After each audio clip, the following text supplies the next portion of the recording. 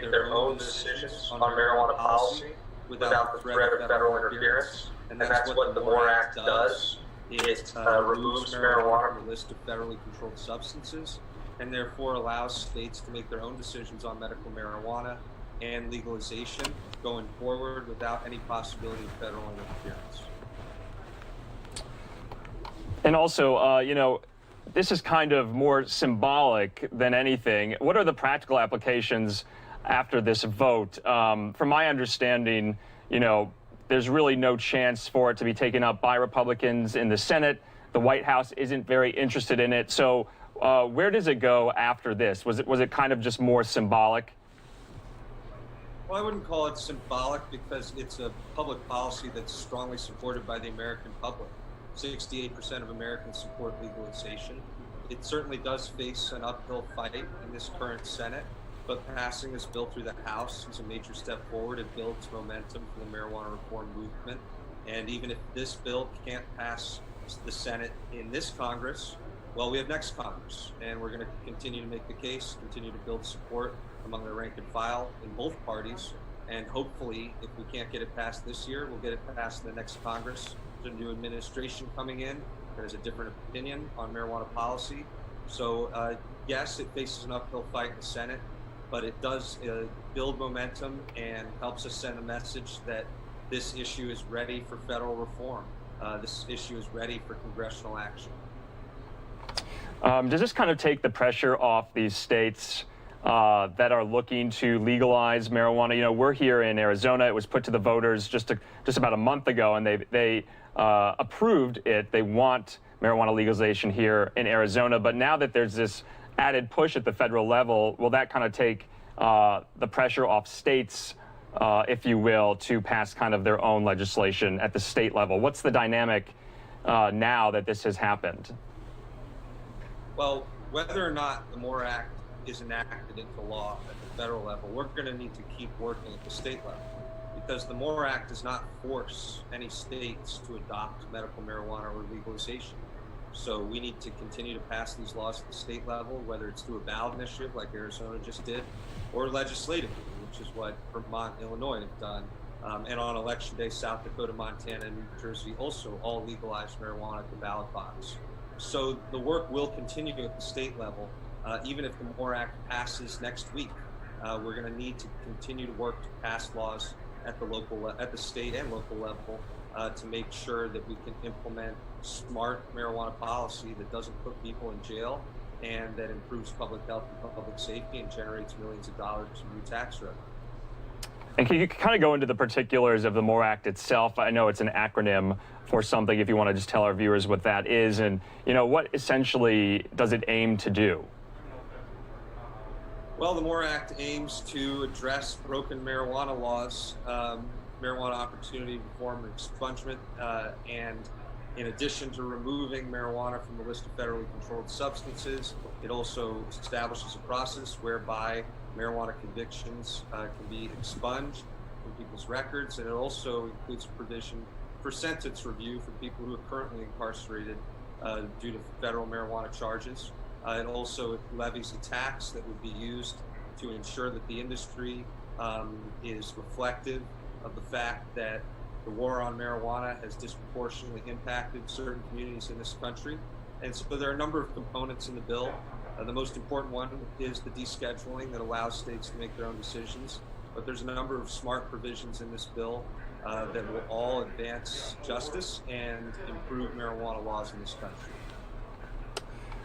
And you know, have you been kind of, you know, you're anticipating a new White House, a new administration. What would a Biden administration think of the MORE Act? Because I was looking at the breakdown, Republicans, Democrats in the House. Some Republicans voted for this, but some Democrats didn't. And also, are you worried about kind of, you know, more conservative-leaning Democrats in the Senate who wouldn't necessarily vote in favor of this? We have to continue to do the work, but everything is trending in the right direction.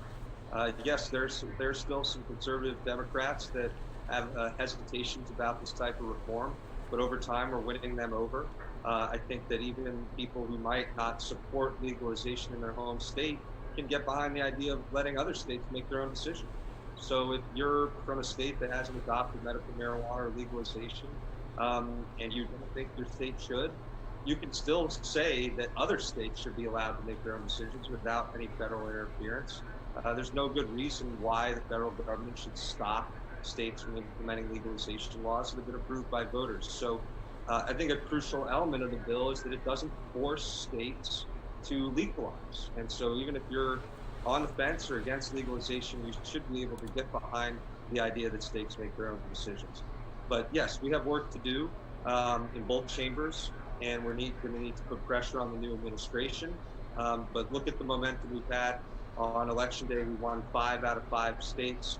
We're now up to 15 legalization states, 36 medical marijuana states. There's a number of states that are going to be seriously considering legalization next year. Legislatively, there are going to be more ballot initiatives in 2022.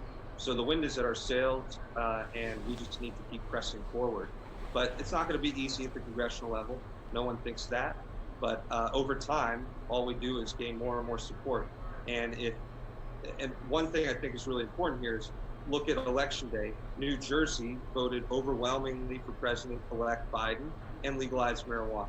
South Dakota voted overwhelmingly for President Trump and legalized marijuana. This is not a partisan issue anymore. This is a common sense issue.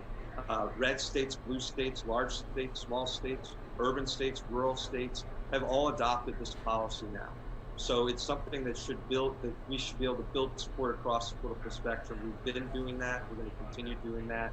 And I am confident that in the near future, we are going to get landmark marijuana reform passed through Congress. And just lastly, Matthew, for those antagonists that still exist who oppose any type of policy like this, what do you say to them in regard to this news today?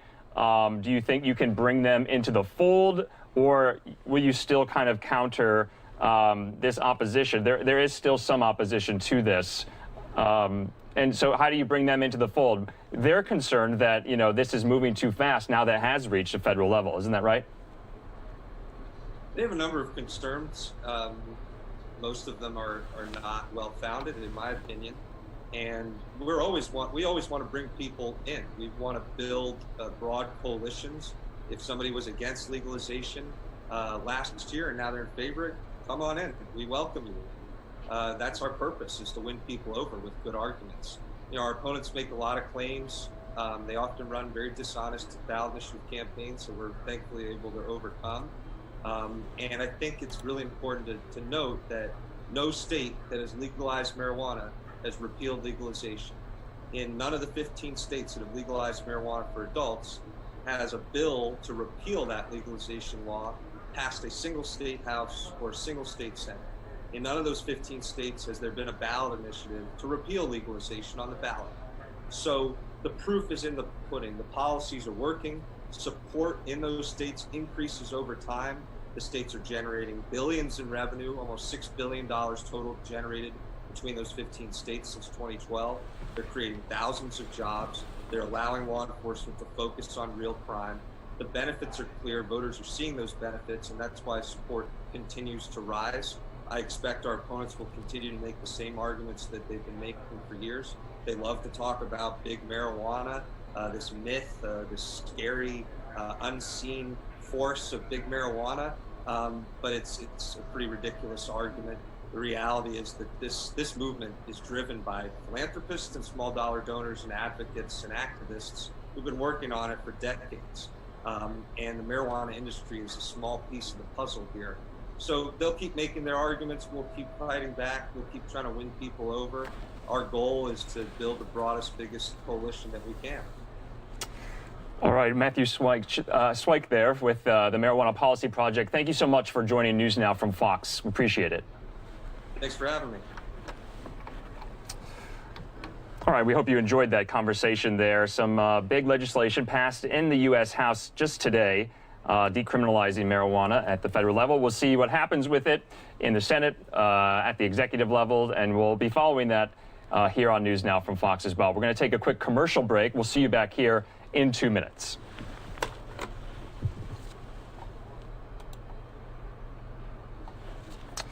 And speaking of Congress, speaking of legislation,